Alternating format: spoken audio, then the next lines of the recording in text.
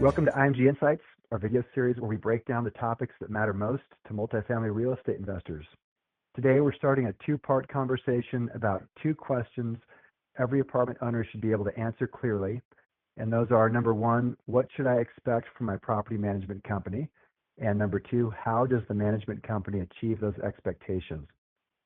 I'm Dave Mikkelsen, IMG's Director of Investor Relations, and joining me is Karlin Conklin, an IMG Principal, Co-President, and COO. She brings a perspective that very few people in the business can offer because she sits on both sides of this owner-management relationship. On one side as an owner who evaluates management companies, and on the other as an operator who runs one. Thank you for having me today, Dave. That dual perspective is valuable to share with our owners and investors. A property manager isn't a vendor you hire and forget. They're either your greatest leverage point or your biggest liability. And most owners don't find out which one until they're a year or two into the relationship. As we get into what you mean, let's set the stakes. Why is this a subject that deserves more attention from owners, do you think? Well, because operations are where NOI grows or erodes. The property manager is at the forefront of on every single day, leasing, taking care of the property through its maintenance programs, collections, vendor decisions, and so on. Owners sometimes evaluate a property management company once at the initial engagement and then typically move on. The owners whose properties outperform the market are the ones who keep evaluating and benchmarking their property management companies every single day and week. Accountability begins at the engagement and continues through the full management term. Karlin, let's start by taking an example of what happens when you keep a close eye on the manager and get involved, like you talked about. Walk us through the history of a property that put this issue in front of you.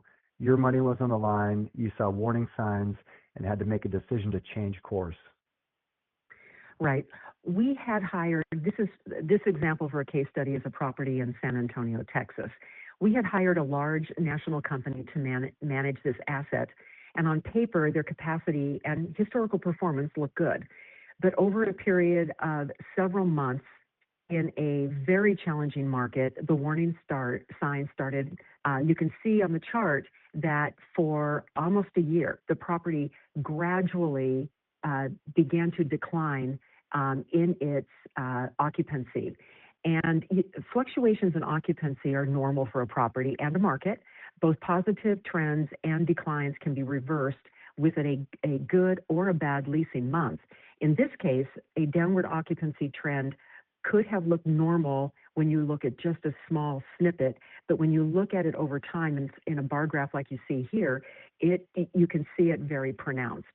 What we were forced to do, and I say forced because you don't change out management companies on a lark. It's a very intentional move, and it's very disruptive to the property and to the teams.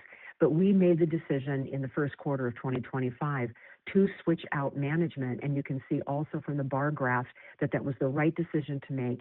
And over a year, it took us to get our occupancy back to where we need it to be.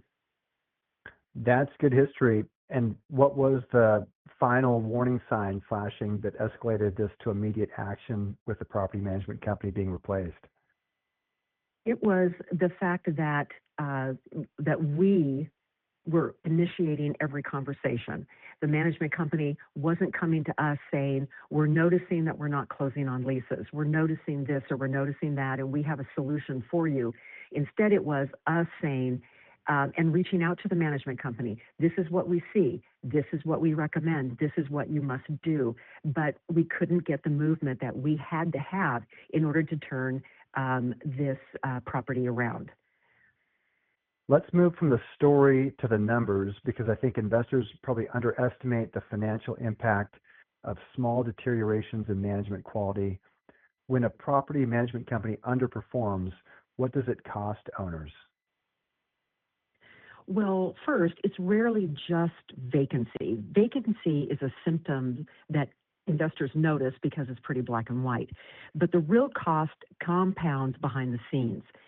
Deferred maintenance could turn small repairs into capital projects, vendor relationships that quietly serve For example, the manager's convenience instead of the owner's budget, slow unit turns that stretch lease-up timelines, and weak accountability, say on staffing and expenses, that folks may not be watching closely enough to catch in real time.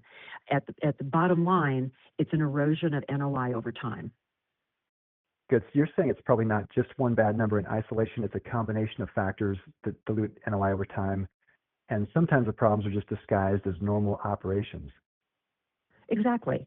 And that's what makes it dangerous. Investors don't realize they're bleeding because the bleed is slow.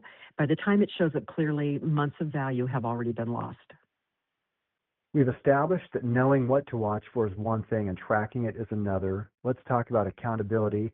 If you're an owner, what expectations do you have for your property management company? I'd say we could boil it down to 5 qualities. First, proactive communication. An owner shouldn't have to chase the property manager down for information. And you shouldn't, as an owner, be surprised. Rarely does something happen overnight that it didn't sort of fester and come to the surface. So what you want proactive communication. Secondly, forward-thinking actions. Is the property management company innovating or just keeping pace with the crowd?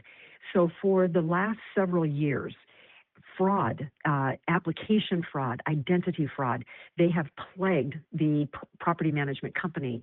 And part of it is because it's so easy with technology these days to replicate documents. And so we were at the forefront of insisting with the property management companies doing certain things to move out non-paying residents who had applied fraudulently, getting them moved out of the properties. That innovation that we have insisted upon, we would want our management companies to insist upon as well and be ahead of us on innovation. Third, owner-manager alignment. Does your management company think like an owner or more like a vendor simply collecting a fee? And that is also the challenge. We would want, and you would want, a management company that every dime that is spent, they believe that is their dime that is being spent, not the owner's dime. So you want to be aligned with your management company so both of you are looking at the same situation or the same turned unit or the same personnel and you're seeing the same thing. Fourth, risk management, asset preservation. For example, ensuring items such as fire extinguishers are up to date throughout the property. No barbecues are within 14 feet of the buildings. Ongoing upkeep of the property. Budgeting for deferred maintenance. All handled proactively and not reactively. And finally, performance benchmarks. Real numbers, real-time benchmarks, and solutions when something's off. That's what those are the qualities you should expect in a property management company. That's a great checklist for any investor to hold up against their own manager today, not just in hindsight. Well, with that checklist in mind, I think owners watching this are already making mental notes whether their managers meet this expectation. Knowing what to expect is step one. Seeing what it looks like in practice and what it takes to deliver it, that's the next step. That's right. And we're headed there next in part 2. That's where you'll take us inside a property takeover, what you find on day 1, what the operational pain points are, what an ideal property management model looks like in action. This part 1 that we talked through was theory. Part 2 becomes application. Well, thank you, Karlin. Your perspective from the ground up on both sides of ownership and property management is unique and valuable. The stories are great through the good and the bad. If you have questions about property management or how we approach the standards that we've talked about here, we'd love to hear from you. You can reach the investor relations team at imgre.com or reach out directly. We're always happy to talk. That wraps up today's episode of IMG Insights. You'll find our full on-demand library at imgre.com, where we cover topics designed to keep you informed and connected to your investments. Thanks for watching and stay tuned for part 2.